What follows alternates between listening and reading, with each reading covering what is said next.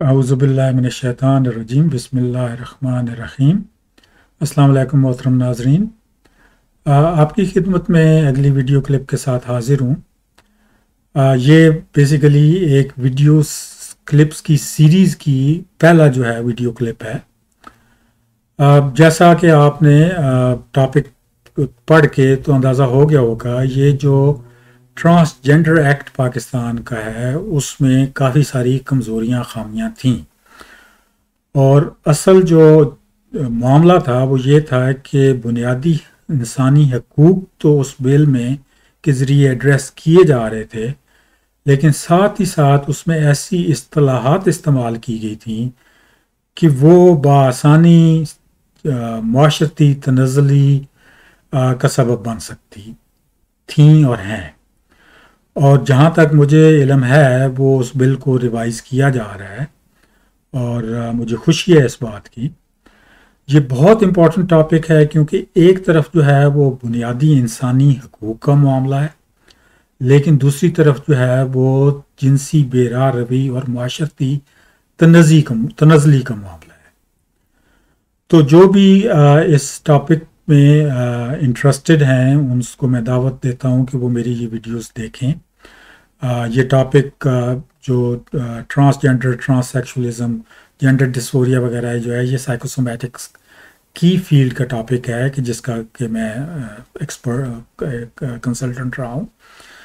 तो ये आज जो है, चूँकि ये मेरी कुछ वीडियो सीरीज़ की ये 8-10 इसमें वीडियोज़ हैं, आज सिर्फ मैं कुछ बुनियादी बातें जो हैं उनकी वजाहत करना चाहता हूँ। तो आए शुरू करते हैं। सबसे अहम, सबसे बुनियादी जो बात है कि जो लगता है कि जो बिल लिखने वाले थे, उसको बहस करने वाले थे, उनमें से किसी को भी ये समझ नहीं थी, वो है कि आपने जिन्स को यानी सेक्स को जेंडर से डिफरेंशिएट करना है। बहुत ही ज़रूरी है मेडिकली इन बातों को समझने के लिए, साइकोलॉजिकली इन बातों को समझने के लिए, लीगली इन बातों को समझने के लिए, मजहबी तौर पे इन बातों को समझने के लिए, हर हवाले से ये बहुत ज़रूरी है कि आपको बिल्कुल क्लियर हो दिमाग में कि सेक्स क्या है और जेंडर क्या है। ये कोई बहुत ही पेचीदा चीज़ नहीं है। बज़ाते खुद सेक्स में और जेंडर में डिफरेंशिएट करना आसान है। मसला आ जाता है कि जहाँ पे सेक्स और जेंडर जो हैं वो कन्फ्यूजन क्रिएट कर रहे हैं।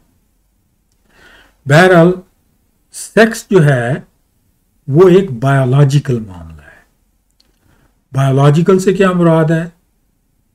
उसका तल्लक क्रोमोसोम से है, उसका तल्लक जीन से है, उसका तल्लक हमारी जिस्मानी साख्त के ऊपर है, उसका तल्लक हमारी जिस्मानी अपीयरेंस के ऊपर है, उसका तल्लक हमारा जो ऑर्गन्स हैं जिन्स के, उसके ऊपर है। और 99.9% से भी ज़्यादा केसेस में, कोई हज़ारों में से 4-5 हज़ार में से एक आध केस के अलावा बाकी सारे केसेस में पैदाइश के वक़्त जो आज़ा हैं वो इतने वाज़े होते हैं कि बच्चे को जिन्स दी जा सके। तो इस वास्ते जिन्स का तयन जो है वो पैदाइश के वक़्त ही हो जाता है।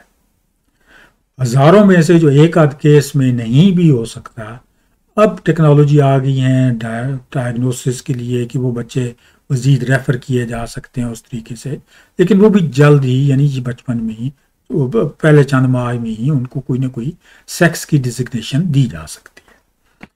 उसके मुकाबले में जो जेंडर है, जिसके लिए उर्दू के लिए मुनासिब लफ्ज़ जो मेरी समझ में आता है वो होगा सिन्फ। तो जो जेंडर का मामला है वो एक समाजी और नफ्सी मामला है। 99.9% केसेस में जो बच्चा मुज़क्कर पैदा हुआ है उसकी सिन्फ भी मुज़क्कर ही होगी। उस चीज़ ने लड़का ही बनना है और उसने बाद में मर्द बनना है। इसी तरीके से जो जिन्स के हवाले से बच्ची पैदा हुई है, सिन्फ के हवाले से भी 99.9% केसेस में उसने बड़े होकर लड़की बनेगी और औरत बनेगी। लेकिन जहाँ पे سیکس اتنی کلیئر نہ ہو یا جہاں پہ ماحول ایسا ہو کہ سیکس کلیئر ہونے کے باوجود بچے کو اپنی جینڈر کے ساتھ آئیڈینٹیفائی کرنے کا صحیح موقع نہ ملا ہو اور وہ کنفیوژن کا شکار ہو گیا ہو، تو وہاں پہ جینڈر کے ایشوز پیدا ہوں گے۔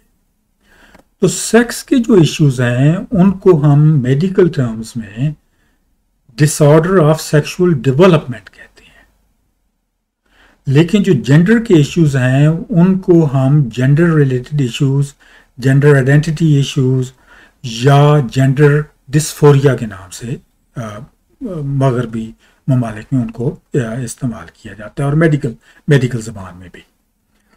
تو زیادہ تر جو پاکستان میں جو جس طبقے کے حوالے سے جو الفاظ استعمال ہوتے ہیں، یعنی مخنث اور ہجڑا اور سنخا اور خسرا وغیرہ، یہ جو ہیں یہ سیکس کے حوالے سے لفظ استعمال ہوتے ہیں، جینڈر کے حوالے سے یہ نہیں استعمال ہوتے۔ اور اس کی وضاحت انشاءاللہ میں اگلی ویڈیو میں مزید کروں گا، کہ جہاں پہ میں تھوڑے سے کمپلیکس کیسز جو ہیں وہ آپ کے ساتھ ان کے تھوڑے بہت فوٹو بھی آپ کے ساتھ شیئر کروں گا۔ تو یہ فرق جو ہے یہ بہت ضروری ہے، اس فرق کا ذہن میں رکھنا بہت ضروری ہے۔ اب آتے ہیں، تھوڑی سی وضاحت میں کرنا چاہوں گا کہ جو جنسی تخلیق اور تشکیل ہے وہ کیسے ہوتی ہے، یعنی جب میاں بیوی ملتے ہیں اور حمل ٹھہر جاتا ہے تو اس کے بعد جنسی تخلیق کیسے ہوتی ہے اور اس کی تشکیل کیسے ہوتی ہے۔ تو بیسیکلی اس کے 3 سٹیجز کو ہم 3 مرحلوں میں ڈیوائڈ کر سکتے ہیں۔ پہلا مرحلہ جو ہے وہ ہے کروموسومز اور جینز ڈیپینڈنٹ، یعنی کروموسومز اور جینز نے طے کرنا ہے کہ جو حمل ٹھہرا ہے وہ مذکر ہوگا یا مؤنث ہوگا، اور اس کی وضاحت میں بعد میں کرتا ہوں۔ دوسری جو سٹیج ہے وہ ہے کہ حمل کے دوران ہی اندرونی طور پہ جو فیٹس ہے، جو حمل ہے، اس کے اندر ایسی تبدیلیاں آنا شروع ہو جائیں گی کہ جب وہ پیدا ہوگا، اگر وہ فل ٹرم پیدا ہوا ہے، تو اس وقت تک اس کی جو بیرونی سیکشول اعضاء ہیں وہ اتنے واضح ہوں گے کہ اس کی جنس کا تعین کیا جا سکے۔ تو ان کو ہم کہتے ہیں پرائمری سیکس کریکٹرسٹکس یا پیدائشی جنسی خصوصیات۔ اور تیسری جو سٹیج ہے وہ یہ ہے کہ بلوغت سے پہلے جسم کے اندر ایسے ہارمونز نکلتے گے کہ جو بچی کو لڑکی اور پھر عورت بنا سکیں، اور بچے کو نوجوان لڑکا اور پھر مرد بنا سکیں۔ تو یہ تینوں مرحلوں میں کہیں بھی اگر کوئی گڑبڑ ہو جاتی ہے تو وہ ڈس آرڈر آف سیکشول ڈیولپمنٹ کی صورت اختیار کرے گی۔ اب ان تینوں کو مختصراً تھوڑی سی میں وضاحت کرتا ہوں۔ ہم انسان جو ہیں وہ بیسیکلی ہم سارے مردوں عورتوں کے اندر ٹوٹل 46 کروموسومز ہوتے ہیں۔ ان 46 کروموسومز میں سے 44 جو ہیں وہ مردوں اور عورتوں میں یکساں ہیں، اور ان کو ہم کہتے ہیں آٹوسومز، لیکن باقی 2 جو ہیں وہ عورتوں اور مردوں میں مختلف ہوتے ہیں کسی حد تک، تو ان کو ہم سیکس کروموسومز کہتے ہیں۔ اور ہمارے اندر جو آٹوسومز ہیں وہ آٹوسومز جو ہیں وہ پیئرز کی شکل میں ہوتے ہیں۔ تو اس واسطے ہیومنز میں بیسیکلی 22 جوڑے ہوتے ہیں آٹوسومز کے، اور پھر ساتھ ہی 2 سیکس کروموسومز ہوتے ہیں۔ عورتوں کے معاملے میں 22 جوڑے آٹوسومز کے اور 1 جوڑا ایکس کروموسومز کا۔ تو عورت اس واسطے اس کو ہم 44XX لکھتے ہیں کروموسومز کی سٹرکچر کے حوالے سے۔ لیکن مرد جو ہے اس میں 22 جوڑے آٹوسومز کے ہوتے ہیں، لیکن 1 ایکس सेक्स क्रोमोसोम होता है और एक वाई सेक्स क्रोमोसोम होता है। तो ये जो फर्क है सेक्स क्रोमोसोम्स का, ये ड्राइव करता है कि हमल जब ठहर जाता है तो उसमें से किस तरीके से कौन सा हमल जो है वो मुज़क्कर बनेगा और कौन सा मुअन्नस बनेगा। ये सेक्स क्रोमोसोम्स उसको ड्राइव करते हैं। अब ये है कि जो आप औरत जो है उसका अंडा होता है और जो मर्द है उसमें जरसूमिया होते हैं।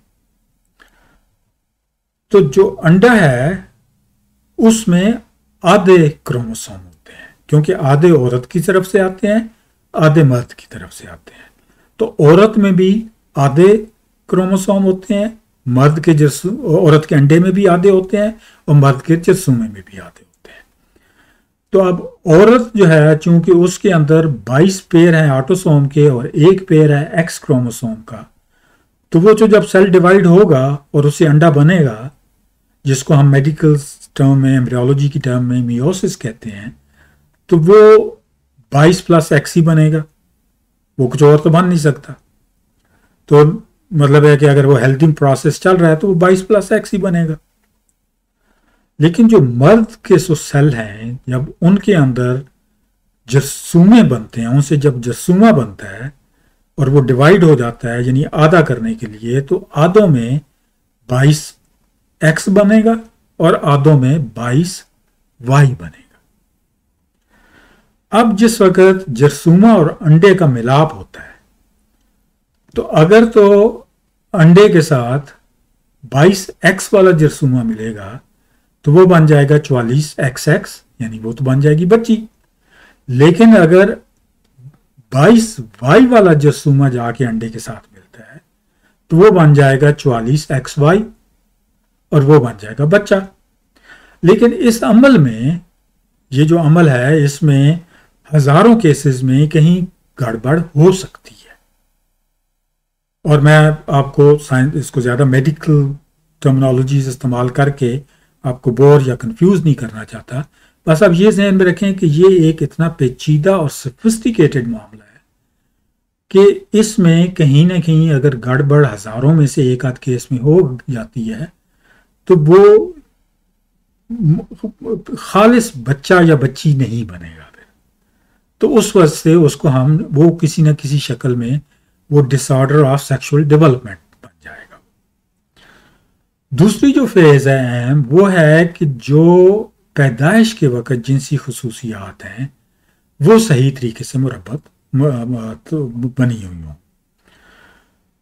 तो जो सेक्स क्रोमोसोम्स हैं उन्होंने ये तो तय कर दिया कि ये बच्चा बनेगा, ये बच्ची, लेकिन मामला वहाँ पे वो 100% तय नहीं होता, क्योंकि हमल को बहुत सारे अंदरूनी तौर पे हार्मोन्स की ज़रूरत होती है मैच्योर हो के मुज़क्कर या मुअन्नस बनने के लिए।